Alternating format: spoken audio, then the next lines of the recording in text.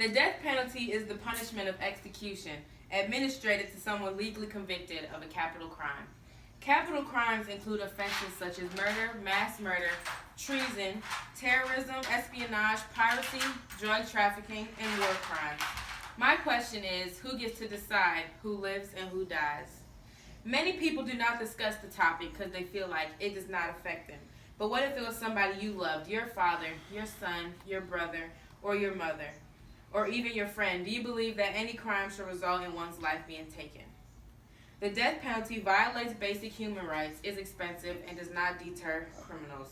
The Eighth Amendment states that excessive bail should not be required, nor excessive fines imposed, nor cruel and unusual punishments inflicted.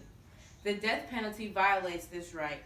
According to the Clark County prosecuting attorney, in 30 states, the United States military and federal government have 5 different methods of execution, which includes lethal injection, electrocution, firing squad, lethal gas, and hanging. None of them any less painful than the rest. The death penalty promotes revenge, not justice. The death penalty is expensive and taxpayers are forced to pay the financial costs. The financial costs associated with the death penalty are significantly more than the cost for imprisonment. Richard C. Dieter, the executive director of the Death Penalty Information Center, released an article stating that in Texas, a death penalty case costs taxpayers an average of $2.3 million, about 3 times the cost of imprisoning someone in a single cell at the highest security level for 40 years. One of the reasons why the death penalty costs more than imprisonment is because taxpayers are forced to pay for the unsuccessful trials.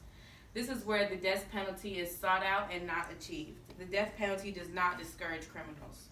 A recent study published in the Journal of Criminal Law and Criminology reported that 88% of the country's top criminologists surveyed do not believe the death penalty acts as a deterrent to homicide.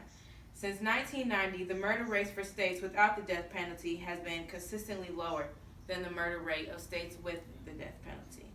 According to the Death Penalty Information Center, the death penalty does not discourage criminals any more than long-term imprisonment. Many people support the death penalty because they believe in the law of retaliation, or the eye for an eye principle, which states that a person who has injured another person is to be penalized to a similar degree. But what does that mean for the individuals who have been falsely convicted? The study released by the National Academy of Sciences stating that 1 out of 25 inmates who are sent to death row are found innocent. One of those individuals being Brian Terrell, 41-year-old African-American male from Georgia who was executed on December 9, 2015.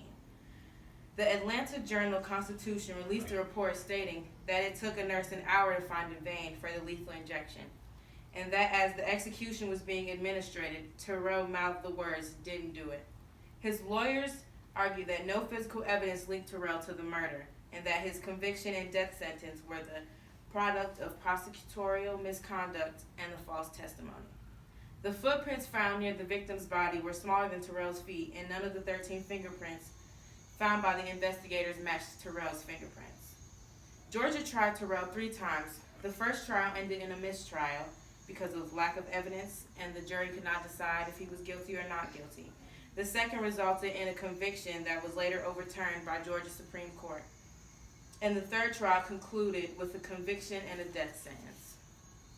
The key testimony against Terrell came from his cousin, Jermaine Johnson, a witness who later admitted that he lied just to save himself.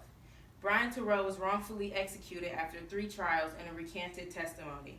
How would you feel if your loved one was executed because of a crime that they did not commit? In conclusion, we must work towards the elimination of the death penalty as it defies basic human rights, is expensive, and has no deterrence effect on criminals or crime. I would like to encourage all of you to support the end of the death penalty because it is unjust, inhumane, and irreversible. All right, now can everybody say one strength and one weakness that they have? My strength would be the use of vocabulary you used in your speech, and the weakness is you were way too fast. I'm going to say your strength would be the topic, very light information in it, and your weakness would be eye contact.